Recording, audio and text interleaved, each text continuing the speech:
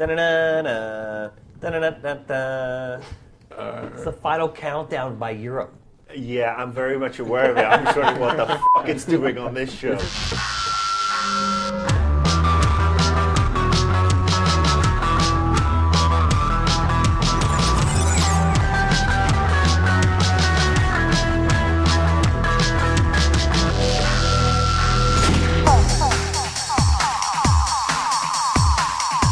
The final countdown to E3, man. This is us gearing up, getting pumped, coming down the home stretch, getting ready for the big show. This is our first pre-E3 show here on Invisible Walls, episode 57. Today we're going to talk about Nintendo and a bunch of other fun stuff. First, let's get a roll call going. Today on the show we have Marcus Beer. What's up, PS3 lovers? Miguel Lopez in his second stint on the show. Hello.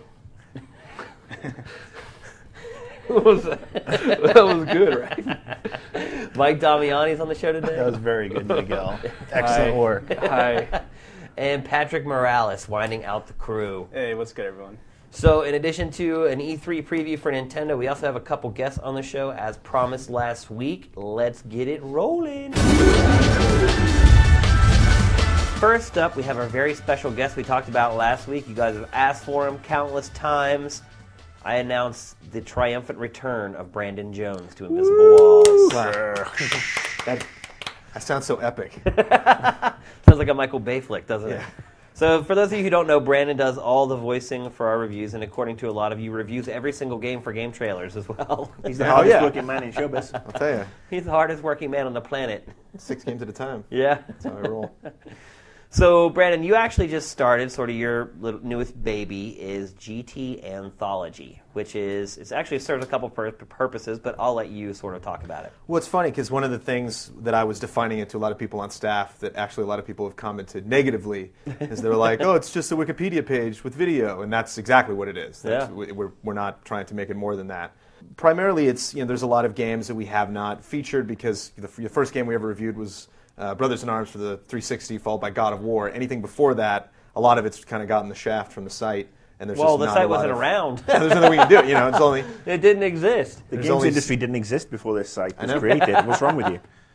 But it's really nice to go back and kind of introduce these games to the site that don't have a lot of content. Yeah. So far we've done we've covered Super Mario Brothers before, but trying to start out with Pac-Man and Sonic and a lot of these iconic games that haven't really gotten a lot of love and countdowns and stuff like that. And so.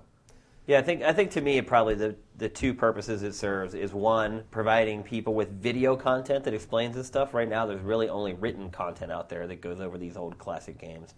And two, it fills out our back catalog. I mean, honestly, since the site's only been around for such a short period of time, we don't have coverage of those old games like the original Super Mario Brothers and things like that. Yeah, and that's what's fascinating, actually, in doing all the research required for this stuff, to discover that this footage really isn't out there, that a lot of these games you can probably go out and buy, but what you're buying is like a remade version, or it's a part of some package, so they'll clean up the translation or graphics slightly or something, and it's nice to go back and get that authentic footage and show it not in some like VHS copy YouTube clip, but like a nice full screen HD. Yeah. I think what's Make really these cool games look too is good. that you guys really do a good job of digging deep and finding really cool little nuggets of information, lots of little trivia that even with all working in the industry for so long, I didn't even know. So it's good to know that I can watch that stuff and get something out of it. I can't even imagine what someone who's only has a passing interest in games would get out of it. So. A lot of that too is discovering who worked on what and what they've done since. These games are 20 years old, and people can do a lot in 20 years, and so it's amazing surprising what to be some of like, these he people produced have done. that, or he did. What's been the toughest game so far to do the anthology for? To do the research, get the footage, find the cartridges. What's been the hardest so far? King's Quest. We just actually had Mega Man go up. This next weekend is going to be Civilization for the PC, which should go up the day after this. And really wanted King's Quest to be the first PC game, and getting the original, click, click, click, click, like really slow moving animation. Like that's a tough game to track down. And a tough game to play in this day and age. I mean, I can. If you were to go out and buy a DOS machine or an Apple II, that's great, but you can't. How do you record it? And so it's the other thing that's really interesting about the anthology is that a lot of comments like primarily the negative comments were that there's no voiceover, which is a big difference between the retrospective work that we did. And it's ironic because a lot of people are like, oh, it's a shame they kind of didn't include Brandon in this project, which is funny because I'm I've been producing the whole thing. I cut the first episode and I'm like ecstatic that I don't that we don't have to You do don't have that. the voice. Well, Well, the not one only- thing is it cuts down the production time a lot. When you Yeah. get voiceover involved, you just start Oh, yeah. matching the footage to the voice. It takes a lot more work instead of just laying sort of text over top of If it. there's like last minute changes, like one of our guys sees it and he's like, "Oh, here's a factoid that you missed." You can just boom, put it right in, and you're done. And not only that, but it takes a while when you're writing a retrospective to make it sound good. To write, It's true. You gotta rewrite it a Patrick couple can times. understand. Like Patrick was helping us with Warcraft, and you're just like, how many times can I say the word strategy, and make it not sound repetitive. And that's the nice thing about doing these anthologies. It's just it's just the facts. It's just you don't have to spruce it up. You don't have to flower it up. Just Yeah, I really enjoyed those steps back into gaming nostalgia, and we'll be putting up one per week. One per week, yeah. To infinity, right? I think we're going to take a break during E3 just because, Just 'cause. no one's going to watch those. It's just too much to see on the site. So we'll probably take like 1 or 2 week break and then still be working on it. So when we come back, we'll have plenty episodes. All right, next we're going to talk to a good friend of ours, Rohan Rivas. Is that how you say your last name? Yeah, Rivas, I got that part right. Rohan has been producing bonus rounds so far this year, and he's on here to talk to us about some of the big episodes coming up. Obviously, E3 is right on the horizon, and you guys are definitely warming up the site for the show. Can you talk a little bit about the bonus rounds coming up? Yeah, the first part of our E3 preview just went up yesterday, I believe. It's part 1, where the 3 guests that we have this week, Brian Crescente, Andy McNamara, and Ngai Kroll, are talking about the convention, like how has it changed, what was it like previously, and how does it compare to all the other conventions like PAX. And they also talk about third-party games. So that's up right now. You can check that out. And next couple weeks on the 17th, they're going to be talking about Microsoft's presence at E3. That's going to be featured on Xbox Live as well. Then the week after, the 24th, Sony. And then the 31st, the day before E3 week, they're going to be talking about Nintendo. Now, you've seen all the episodes. We shoot them all at once, and then we just put them up one per week. Anything controversial coming up in the show? Anyone fly off the handle? Well, as you guys know... You don't want to spoil it, obviously. No, maybe a hint. but Andy is the editor-in-chief of Game Informer. Right. And as you guys know, Game Informer gets the scoops sometimes before we do on some stuff. So, I think their next cover is Modern Warfare 2. Mm-hmm. So Andy comments on a few things, because he's got that extra insight. So you might want to look at that. He says some stuff, but it's kind of exciting. Drop some names so that we know what to look for. Or which episode? You want to pay attention to the Microsoft one. Really? Microsoft and Sony, man. Well, I think Microsoft probably has its cards closest to the chest at this point. They haven't really had an event in a while, and everyone did pre-E3 events and junkets and things like that, and Microsoft is just kind of laid low. Well, I think what was interesting that was brought up with those 3 guests on the bonus round is that, what's Microsoft's big 2009 game? What is it? Is it Halo ODST? I hope not. They're keeping things so close to their chest for this E3. It's everybody's speculating. So, well, thanks for stopping by, Rohan. Good luck with the next few episodes, and good luck at E3. thanks, guys. Now I'm really pissed off. Next, we're going to talk about some of the big leaks that happened over the weekend. Obviously, the biggest of which being Duke Nukem Forever, the most ironically named game in the history of video games. I think at this point it'll be Duke Nukem Never. Never, yeah. Well, they leaked some footage of the game, and it didn't look half bad. It looked kind of good, dare I say it. It looked Duke Nukem-esque, and it looked new-ish and shiny, and there was ladies in there, and there was pig cops in there, and there was this whole scene in a football field, and explosions, and it looked rough. There were some aspects that looked rougher than a sailor's ass, but there were some bits in there as well that sort of got me going back to the old Duke Nukem game, and we're I want to boot this up and play this again on my computer. How did they survive all that time without releasing anything or making a penny of money? Well, Did they make that much money off Duke Nukem way back when? I think they made a fortune off Duke Nukem, but I think it's And they just spent it. But I think it's ironic that now that they've gone kaput, or the dev studio's gone tits up, now all this stuff is coming out, because if the stuff had been coming out, There might have been some hype behind the game, and it may have come out. and they might have actually had some investment and so on and so forth. But yeah, it's looking good, and I'm hoping that it shows that it's not that far from at least an announcement for the release. It looked playable. It Who's looked gonna fun. release do, it, though? I mean- you guys think that it's over for it, or is somebody going to pick it up? How are they going to fix it? I mean, someone else will have to come in and work on the game. The studio's dissolved, right? Like, all Yeah, the people they're working gone. on it are gone. And Yeah. I mean, I wouldn't be surprised if the whole game isn't just released out into the interwebs in the next week or so. Like I mean, all the there's assets. videos, I think screenshots keep coming you'll out. get somebody picking up in a fire sale because with any bankruptcy or insolvency, assets get sold off, and that code is an asset. I mean, Duke Nukem as a brand is an asset still. After Yeah. all this time, I mean, that would seem to be the thing you want to pick up. Do you want to pick up Duke Nukem forever, though? if it's good enough, you can get it out there and just give it the polish it needs and get it out there. I mean, they must have so much stuff there for that game. We've seen some of the 3D models. I'm sure they've recorded some of the VO. There must be enough workable stuff to build on and improve, and you could see it falling into the hands of an EA who could throw some more resources at it and hopefully not lose none of the humor. Well, You- truth you- be you guys- told, go ahead, Miguel. do you guys think that, like, the humor of that game is applicable today? You mean the old Duke games? What? Yeah, Hell like no. Drinking and boobies and stuff like that. Yeah, that really went out of fashion, especially with gamers, didn't it? I don't think he just means like the subject matter. It's more of how they sort of attack that subject matter. Right. I think it's evolved I almost. mean, it's from, like meathead humor. yeah, it was meathead humor 10, 15 years ago. I Now think- it's Neanderthal humor. Well, now it could be perceived as kitschy. It could be perceived as that kind of like quaint step back in time. So if it's handled in the right way and with produced by somebody with the right sense of humor, it could actually be a very, very funny game from that perspective. Like self-aware. One screenshot that I saw that it's actually my desktop right now. I'll show it to you guys when we get out of here. It's like Duke Nukem in a Doom buggy with like an American flag pattern all over it, driving through some crazy, like, it looked like an ornate ballroom.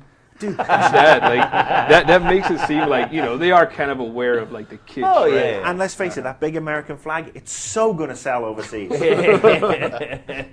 Yeah, well, I mean, truth be told is, an unnamed source had saw the game, I guess it's been about 4 or 5 months ago now, and when he saw the game, and I just gave up the fact that it's a he, when he saw the game, he Good said the game going. was looking pretty good. And, he thought it was on target to ship and release, and so now this And news he's a comes. respected source in the games industry, this person. He's someone to whose opinion I would trust. So I guess it's a bit of a shame, right? I mean, we thought maybe it had some potential, but I think you really think it's going to come out? I think it has potential. I'm hoping it's going to come out, and I'm hoping it's going to be good to very good, because we need more Duke Nukem in our lives. We need more in these days of 6 Days in Fallujah and Modern Combat and Rainbow Six. We need a funny motherfucker with a gun and a penchant for chests. And just really getting out there and having fun. And, there's nothing wrong with that, because otherwise we're just going to end up leaving it to the postal crew, and I would just fear for the rest of the planet. I think things are getting a little too politically correct. Maybe that's what you're trying to say. We need something that just is like, you know what, it. Sometimes you just got to enjoy life, mate. Yeah, and I think that's what Duke Nukem's all about. So, nice surprise this weekend, watching the NBA playoffs. What do I see on the television screen but a teaser trailer for Modern Warfare 2. So you were the person watching the bouncy ball this weekend. I All right, was, being the idiot sports nut that I am. I managed to catch it. Talk about a random way to release the first look at one of the biggest games of the year on a cable channel in the middle of an NBA game, when most gamers, I would suppose, would be actually playing games. Yeah. It's an odd way to debut it. No fanfare, no announcement whatsoever. We were under the impression that we were going to show the next piece of footage from that game on Game Trailers TV coming up very soon.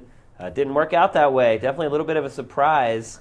Consequently, the thing's going nuts on the site, obviously. But Well, it looks good. yeah, I think it's definitely a step up from Call of Duty 4 and World at War. It doesn't have that wow factor that the first piece of footage that I saw of Call of Duty 4 had with me. But it's definitely improved. You can see some tweaks here and there. It looks way better than World at War, in my opinion. I don't know about that. I didn't. I wasn't a big fan of World at War, but I think this, when I saw it, I was like, yes. I'm not saying World at War changed the world of video games. I'm saying it looked good. It used the Call of Duty 4 engine and improved on it a little bit. I think one of the reasons I'm so down at World at War is that before Christmas you made me capture 3 days of it on the Wii, and that was just one of the buggiest piles of games I'd ever had to play. I think you burnt me on the World at War franchise, so that's why I'm like, this one, Modern Warfare, looks good. Well, it shows swimming, riding on a snowmobile. Yeah. It's like G.I. Joe. Like all bases covered. Maybe this is actually the real G.I. Joe game instead of that abomination. So hang on. It shows swimming. It shows riding on a snowmobile. I think it shows jumping off ships and stuff like shows that. judo. Yeah. Are you sure it was a trailer for a video game, or was it a tampon ad that allows you to stay fresh while doing these Then it would be running on activities? MTV. They also had like for a split second, you look in the underwater scene, you see like a statue doing the AOK sign. So like, isn't that also like some kind of yoga gesture? Is it? I think so. Oh. That's like a hint. Isn't there a statue of Jesus somewhere where Jesus is making that sign? Obviously, he's not doing A-OK, but No, that's the Buddy Christ Buddy from Christ. Dogma. Buddy Christ. Yeah. that's what it is. I actually have that statue on my desk at home. It's the Buddy Christ going A-OK. I think So it's why would another the Buddy diver, Christ though. be in the sequel to Call of Duty 4? I think it was another diver because you can see his little meter on his wrist. Oh, really? Yeah. He's like saying, all right, it's good to go deeper. Maybe we should go back and watch it again. That might be a good idea. It was 9 seconds long, so everything went by pretty quickly. Yeah. You By get- the time this goes up, we'll have done our pot block that explores all that stuff. So, Well underway. yeah. So is it still looking like the game that's going to sell the most copies this year? Bestseller? Oh yeah. Easily? Oh yeah. Nothing come close? Oh yeah. I mean, Call of Duty. I think Call of Duty 4. I think is the best-selling game this gen so It's far, except not for surprising. Wii Sports, if you count Yeah. the pack-in numbers for Wii Sports, which don't count. I think it's the best-selling game this gen. I mean, there's no reason to think the sequel won't do just as well. Call of Duty 4 has been one of the best games of all time. Well, I log in to Xbox Live, and still probably 20 to 30% of my friends list is still playing Call of Duty 4. Even after World of War came out, they're still playing it. So And it's one of those games that, if you get like a brand new rig or you get a brand new TV and a surround sound system, that's the game you want to drop in to have all that shit going off behind you, no matter what type of genre you like. That Call of Duty 4 is just the one. yeah, I have no reservations that that game is going to be really good. Their pedigree is, it definitely precedes itself. So I don't have any issues with that. Just a lot of mysteries left. It looks like they're actually adding stuff. World at War didn't really add anything, so to speak. Well, yeah, here's a good question. Like, can you infer anything from that video that would indicate to you that a lot of the stuff they're showing, for example, the diving and the snowmobile piloting, that stuff is anything beyond like on-rail segments? Like the judo, obviously, or rather the hand-to-hand close-quarter combat. Well, I think they're swimming underwater. I don't think that's going to be on rails. That would be pretty odd. Or if it was just a cinema, I think that'd be pretty sinister of Infinity Ward to put out these teases and then just have it be part of a cinema or something like that. I'm sure they've been working on their engine for the last 2 years to, put water physics in there and allow you to travel in underwater, and especially with the capabilities of the PS3 being unlocked, the PS3 version might be the definitive version with all the great things it can do. Of all those things that you listed, I think I'd be least surprised if the snowmobiling was on rails. Right, because That there were. maybe I could see. Just keep dripping it out in little drops. I think they're doing a smart job of building the hype and for the big blowout at E3, which I'm sure is to come. All right, now finally we're going to talk about what we all came here for, which is Nintendo showing at this year's E3. Just to go back in time a little bit, obviously last year's E3 Nintendo showing was, for lack of a better term, pathetic. I think the word you're looking for was shite. Yes. I forget. Do we hate Nintendo or do we like Nintendo? It's this Sony we hate. Okay. And Microsoft. All right. And ColecoVision, I think, are good this year. Isn't that the one you said earlier, ColecoVision? Yeah. We like Sega too, right? Like their consoles. Oh yeah. Oh, yeah, Sega Genesis all the way. For the win. 090909. Awesome. So let's talk about Nintendo at E3 this year. I mean, they haven't really done much since E3 last year. We still haven't got Wii Sports Resort. Oh god, they better not spend that show talking about that game. You know It's they're gonna. It's coming out in July here. You know they're gonna. They spent last year doing this. You know they're gonna. If I see It better be Reggie walks out. Here's Wii Sports Resort. Thanks for coming. Let's get At least they don't have to on be- to the real Dude, games. if I see Cammy Dunaway pick up a remote, I'm going to throw a tomato. Oh, I already know if for she a goes, fact I she's have gonna a be in the press story. conference If again. she goes, I have a story. Just mute it, turn it off, walk away. She's going to be in the press conference again, so you might as well just. She's going to tell us how she broke her backside water speeding or something. She said she's gonna Water speeding. Well, last year she fractured her wrist Snowboarding. So this year it'll be playing beach volleyball and her leg fell She off. broke a nail. Her highlights got all askew. She did promise she's going to talk about real games this year. Oh, so she's not working for Nintendo anymore? Oh! Zing! I think, besides Wii Sports Resort, the question I want to know for Nintendo is, what the hell is their big fall title going to be? Zelda. It's going to be Zelda, right? They might announce it. You really think a Zelda Wii is going to be ready for fall? They've been working on it for 2 or 3 years now. It sounds like they kept saying, like, one of the interviews they said they're not even sure E3 is even the right time to show it off. This E3. That was from Miyamoto. Oh, yeah, they apparently forget every time they show Zelda, the crowd like freaks out. How's this not the right time?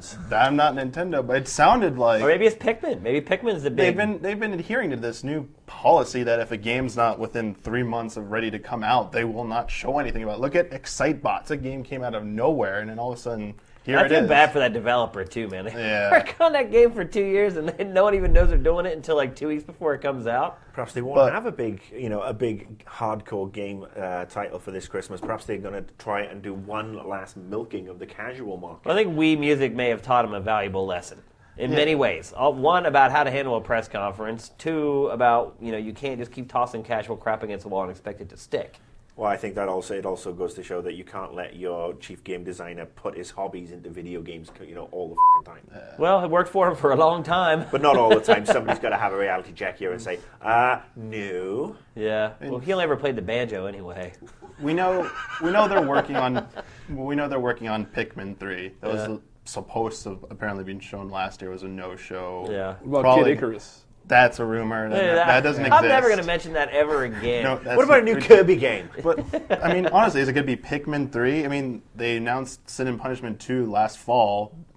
They would never show that at their US That press cannot be their conference, big title. So, are they really going to put Wii Sports Resort out? I can see them doing this, putting it out in July and just pushing that to through the holidays. But They have to have a big Q4 game. at what's least the one. mystery? I'm sure they got Wii Winter Sports Resort for... Wii Fit Plus. Well, they're Water going to sports. eventually release an expansion for Wii Sports or for Wii Fit eventually. I mean, it's only a matter of time. Wii Fit. All those millions of Wii Fitter.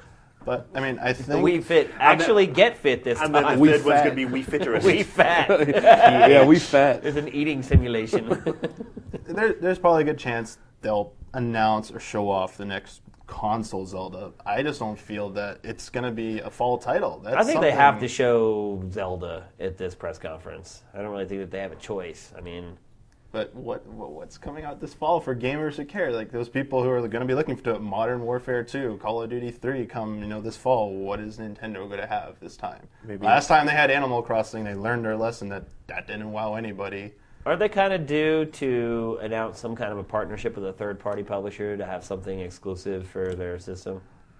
Hopefully. Maybe they're pinning their hopes on all the EA, Activision and Capcom have all Yeah. announced that they're putting a lot of Wii stuff out this year.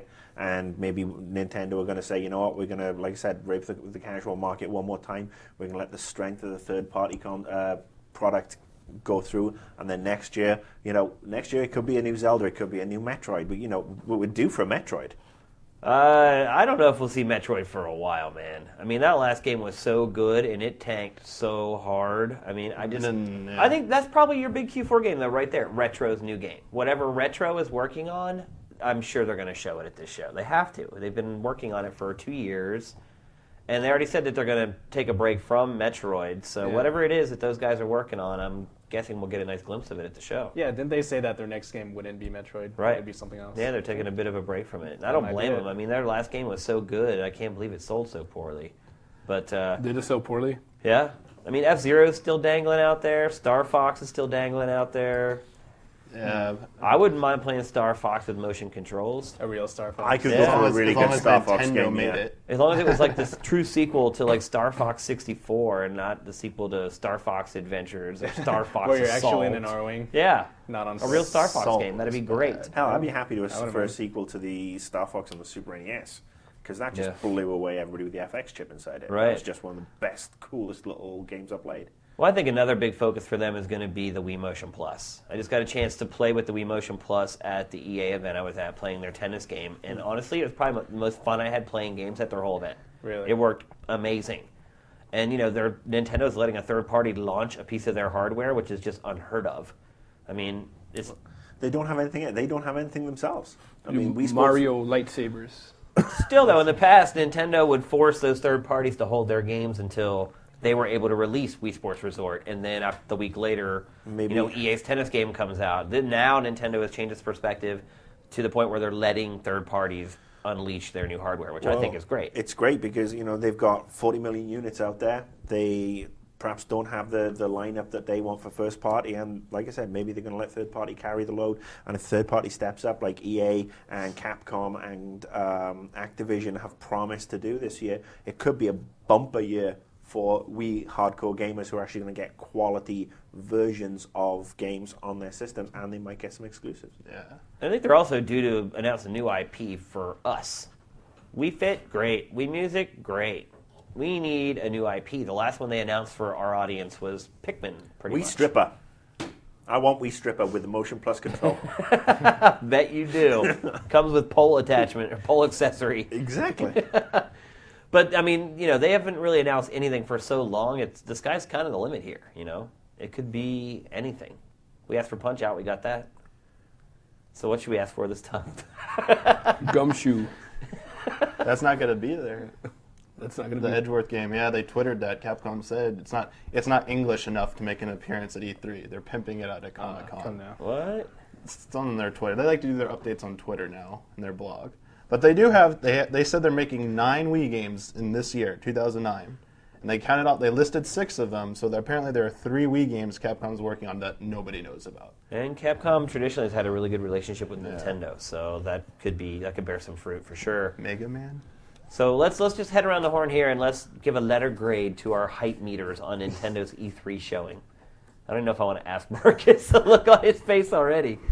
What do you give him, Marcus? I'm going to give him I'm D on the hype meter. Really? Yeah, I mean, I'm not a huge Nintendo fan anyway. I've had the Wii since almost day one, and it's pretty much always underwhelmed me, apart from the occasion one like Zelda, which was absolutely phenomenal, but where's the new stuff where, the deterioration of the system has just driven me batshit crazy. I'll probably be more excited for the DS stuff that they announced. Well, I agree. I mean, my Wii undoubtedly gets the least amount of play out of my 3 consoles. Not even close.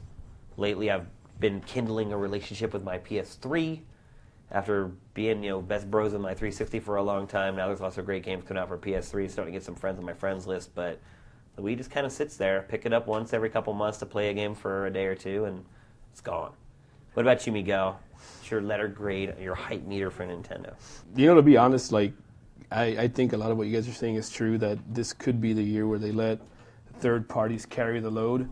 And when you think about the way that the other manufacturers have done past E3s, frequently you would see a third-party game headlining their lineups, right? Think about E306 and Call of Duty 4. So I wouldn't be surprised to see that happen with Nintendo. But to be honest, that's a little disappointing. Just because, I don't know, I mean, I grew up playing games around the same time a lot of us did here, and all the old Nintendo franchises really resonate with me. And as a result, I find myself most excited to go to the Nintendo press conference just because I want to see what new form all this old stuff is going to take. Yeah.